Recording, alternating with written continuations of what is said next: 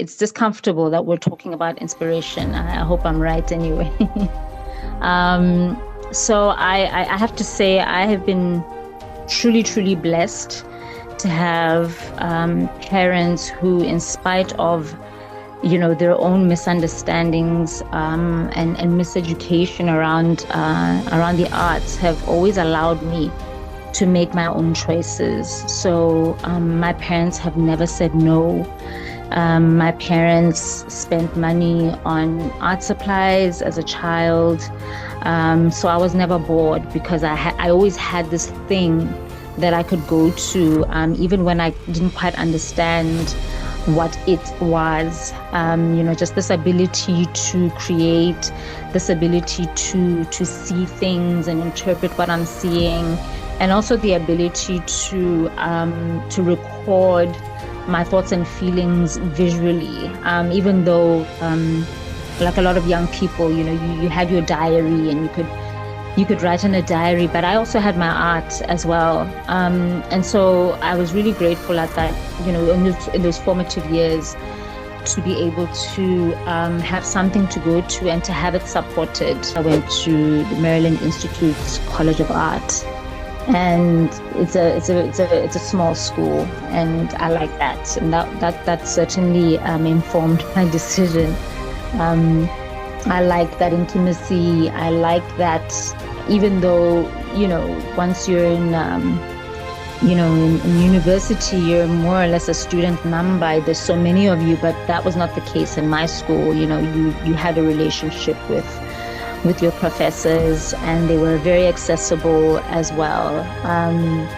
And all of them incredibly accomplished in their own right. I mean, I Googled some of my professors even today, and I can't believe these are the people who taught me.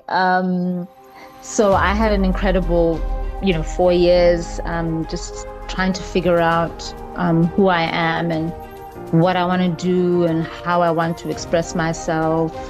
It was also quite eye-opening to be in that environment because all at that age, at least from my perspective, was that I'm artistic. I have this gift, but I don't know what I'm going to do with it. I have no idea what happens, because once I was able to sort of be a little bit more independent, I also had a part-time job at Marwapula, and that's my alma mater as well. So again, just being in an environment where you are seen is really wonderful, because they were able to call me in, and really it was just an emergency call to say, hey, we'd like you to fill this up. We've got an opening and we just need a temporary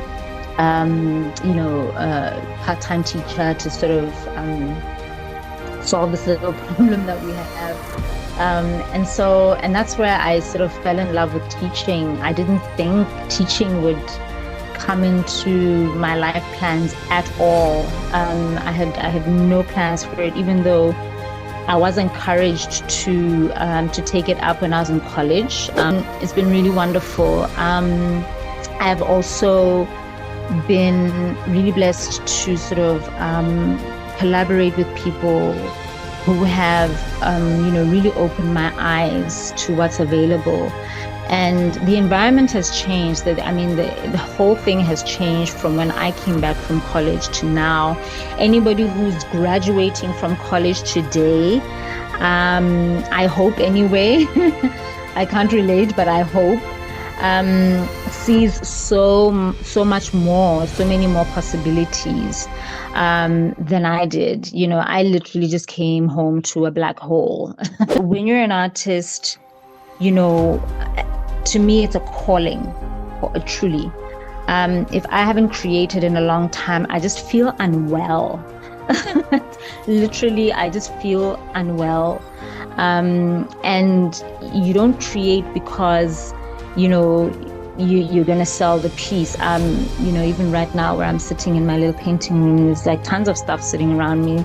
Pieces that I started 3 years ago that are still not finished because I get bored and then I want to start something else, or start moving in the direction that I want. There's so many projects around me, and you just do it. You get it out of your system. It could be a thought that you have, an idea that you have, a dream that you have, and you're like, oh, I need to put this on a canvas, or I need to make this thing, or I need to sculpt this thing.